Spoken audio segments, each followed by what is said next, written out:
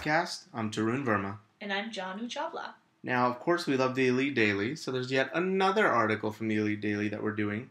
I do love him, and I love this one writer. We reviewed a couple of his articles already. Mm-hmm. His name's Paul Hudson. This guy is so on point. It's like he knows me. Like he just gets me. He just gets me. And so the article is titled 8 Modern Dating Struggles That No Other Generation Has Had to Deal With. Love it. Shit. Really cool article. Let's get right into it. Number 1, sex wasn't often on the table, at least not on the first date. Our generation is a bunch of fucking skanks and hoes.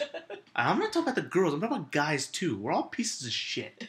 We're just fucking around everywhere. That's all we do. We just fuck. Like, whatever happened? Like, I mean, I was born in this generation, obviously, like, but you know, when you watch those older movies and the guy's a gentleman, he's like opening up the door and he takes his hat off, he's like, "Milady." Like, whatever happened to that shit? I know, that doesn't happen anymore. And when a guy does, like, hold the door open for you or pulls out your chair, you're like, oh shit, I owe this guy at the end of the night or something, you know? It's like, you just feel like, oh my god, this is so amazing. And it's like, this is how it should be. That's just called politeness and chivalry and manners. Dude, you know, this topic, yeah, we're all a little loosey-goosey, and we could, you know, afford to kind of throw it back retro style and maybe, you know, just...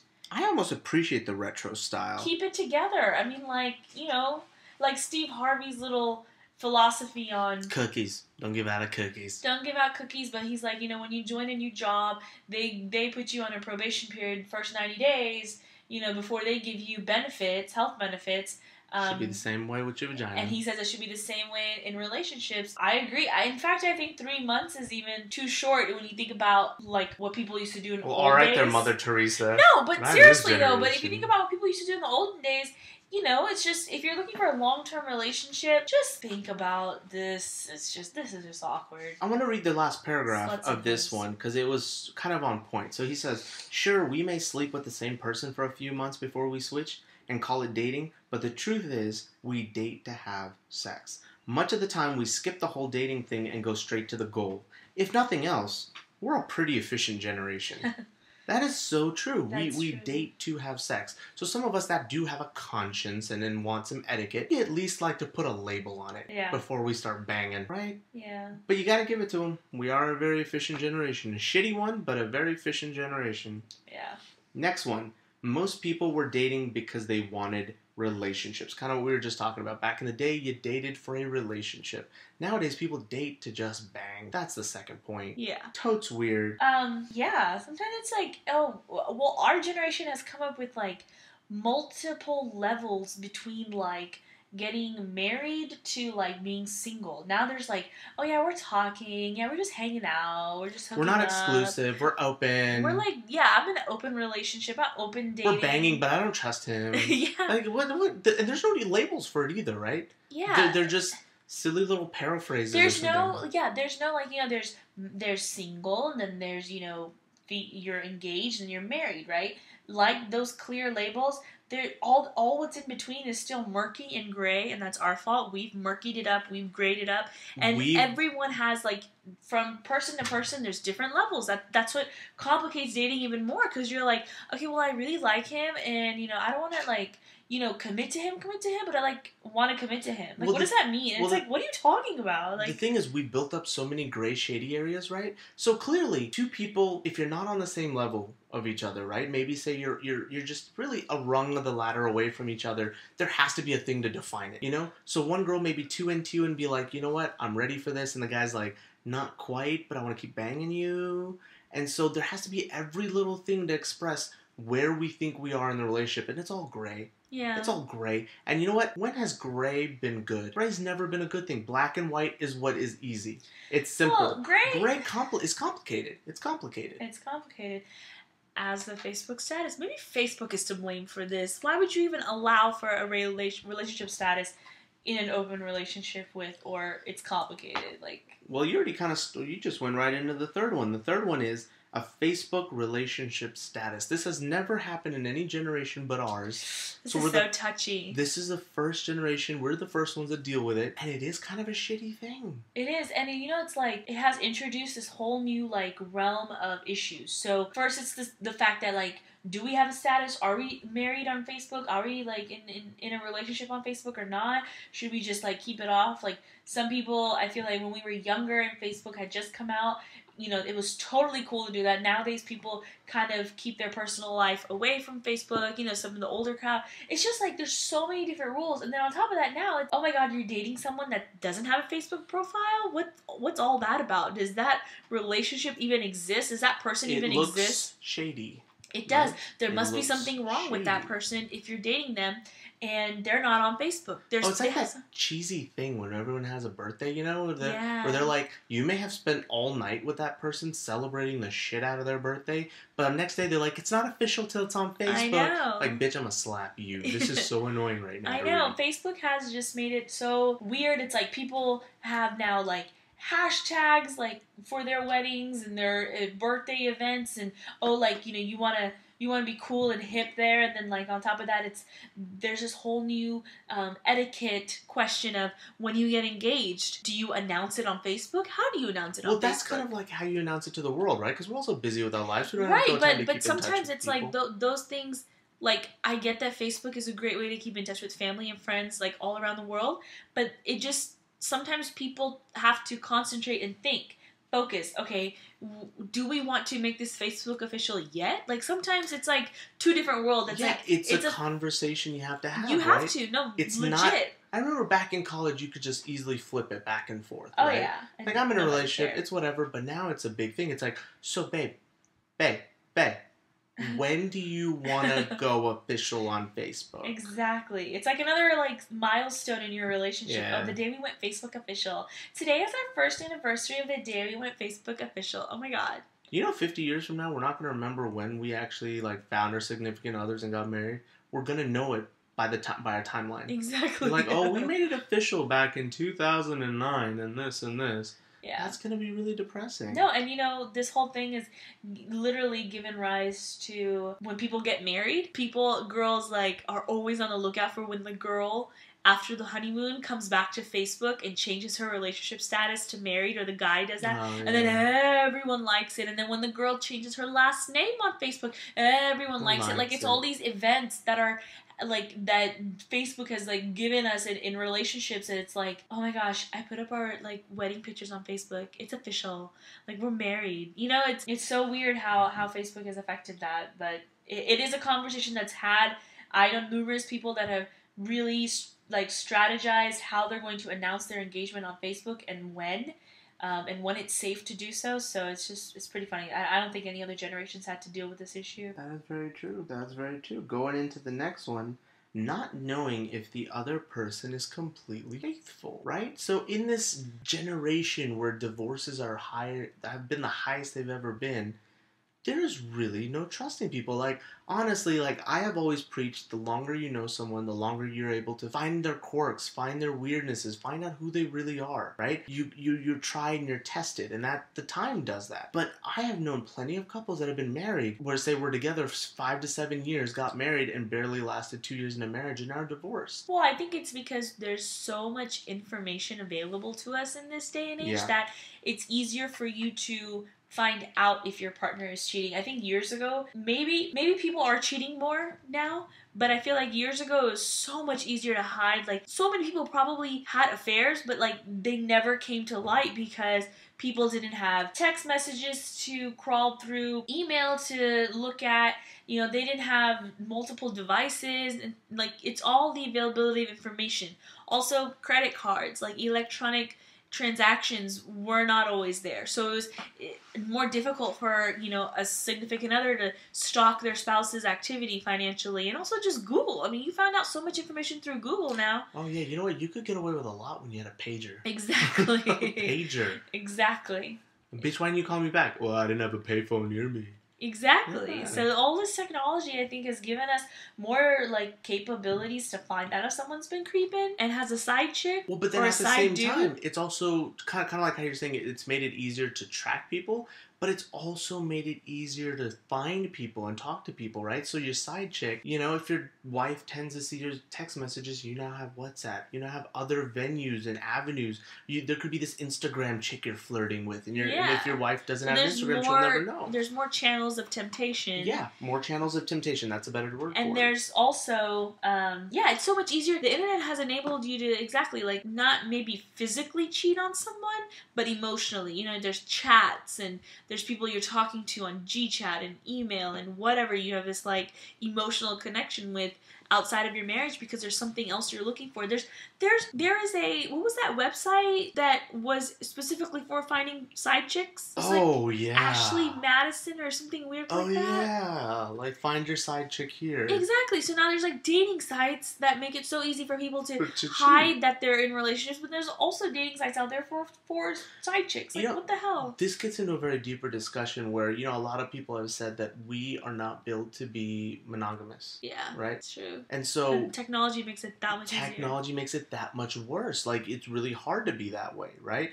Back in the day, when you didn't have all this technology, you didn't have a lot of temptation. You could your willpower was enough to keep your shit in check. Nowadays, how do you keep your willpower in check when it's just so easy? And it's also Facebook, coming back to Facebook, people always, advertise their lives in sort of a rosy way. And it's there's more opportunities for you to view what other people are putting out there about their lives and think, oh, the grass is greener. And, you start to be more dissatisfied with your life based on this false perception that people put out there. It's just sick. And also, let's not forget, there's more ways of us, there's more emphasis on this in the media. So we're always hearing about people getting divorced or having affairs. There's just more awareness of it. There's more temptation of it. It's just available more, I feel. That's true. Next one is one that I will attest to as a pharmacist because this shit is really disgusting. But not knowing if the person is clean, sexually, STDs, diseases. I mean, now that we're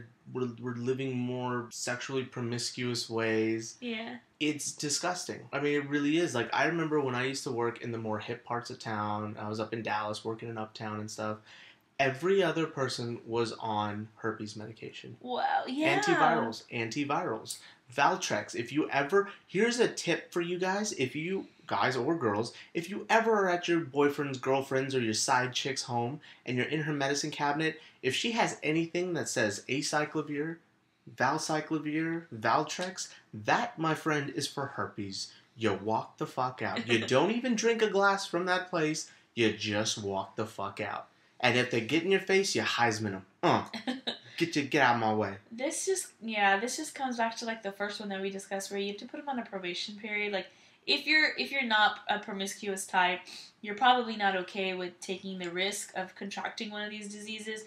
So if you're in that initial parts of an actual relationship, then I think the days of asking for an STD test are not gone. I think that's still valid. No, I think it should be standard practice now. I feel actually you're right. people have immunization cards. Mm-hmm. I think going into the future, I feel everyone should carry around a STD card that's and say, notarized. As of this date, I am clean. Exactly. Please bang me. Yeah. So I don't know. It's That's really disgusting. It's a very very disgusting thing. I mean, I think up in the 70s, upwards of the 70%, all young people were on herpes medications or had some sort of a thing. Wow. Had some sort of STD. Wow. It is really, really disgusting. So be safe. Don't be a fool. You can't just wrap your tool anymore. You need more shit. Next one, arbitrary rules that people are meant to follow. Interesting. I will define this one well for you. So back in the day, people just had emails, just had pagers. You responded when you could respond. Now with text messages and everything being at the tip of your fingers, what is the rule for when you text a girl or you text a guy? How long do you wait to text back? I mean, you can't text right away because then you look like you're really desperate and you're really too available, and that's not hot, right? Yeah. So what? And these random things have now popped up. Again, more devices, more rules, man. You're right. This kind of forays itself into an online dating podcast, but it's so true. GChat, Facebook, text messaging, Instagram, whatever, tweeting. There's always these everyone has their own rules, and some people are still really, basic in a good way, and just stick to the rule that, man, if you want to talk to him or if you want to talk to her, just call her. If they sent you an email, then you respond right back. But there's always these like implicit rules, like, oh, you can't reply too fast. Which I'll admit, if you're into online dating, an over eager reply to a text message may kind of seem like, okay, you're just too available to me. And Right. not a good thing, but that's the thing. There's just too many rules, and it's just like it drives us crazy. And I don't think, again, another generation's ever had to deal with. They're not meant to be followed, this. right? None of this stuff has made it any easier. It's all just bad shit. Yeah, I'm just saying, another generation probably hasn't had to put up with like the existence of such rules. I mean, it was just simpler times before, They barely even had answering machines back in the day. Sometimes you called, no one was there, and you're like, too bad. And then you wouldn't even know. When you did have answering machines, you wouldn't know if someone's checked your message or not. So you could be like, oh, sorry, my answering machine was broken. Now it's like on Facebook, people can see when you've checked the message.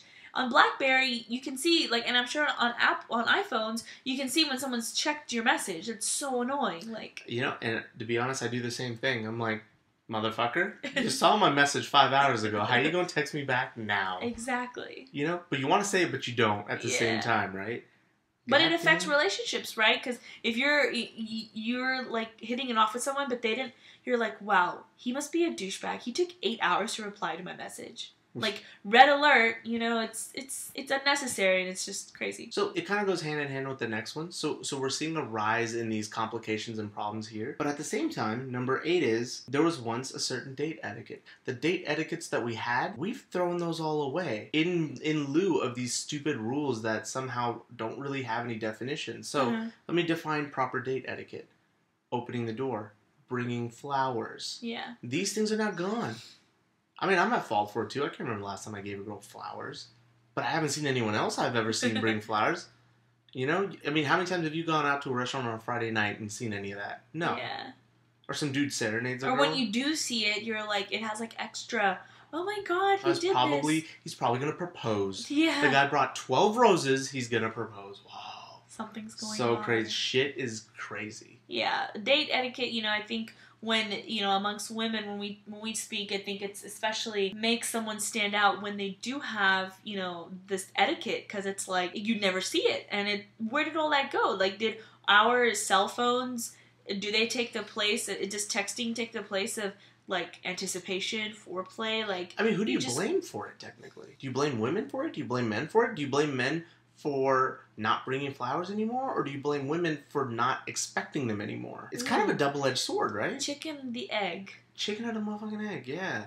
I mean, you can, and honestly, there's no answer to that, because both sides are at fault. Yeah. Gets me going. Next one. 8. There's more for us to balance, right? Generation Y is filled with big dreamers. We all want to leave a legend behind, to be remembered.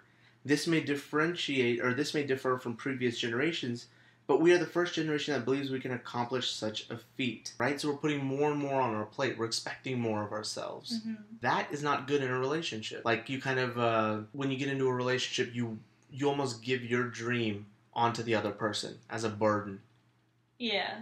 That kind of can't happen. You don't, like, necessarily take it easy, like, enjoy every moment. There's just always so many things you have to pack in as far as time goes, and then, you're always just multitasking, I guess. Well, so you're not in the moment. And then too, like, okay, so traditionally, back in our day, in our mom and dad's generation, right, you built a shared vision together. Or if one of you was a really bold one and had a really crazy vision, the other person was support. Was like, I will share my life and I will put what I have into helping you accomplish your vision. And in doing so, it will become our vision. The article states that nowadays both men and women have dreams they're following. That's just how it should be. We should all have our own goals, but it doesn't make things easier because we're walking side by side, but we have our own agendas. Well, yeah, nowadays people, like, especially women, feel like they need to be this, like, super mom when they have children because their children need to be taken care of. Then you have to, like, have couples time with your husband, and the house needs to be in order. And we just have all these expectations, and everyone's trying to pursue their own individuality outside of the relationship and marriage and family. It's just way too much. I mean, people didn't used to have two income earners in the same household.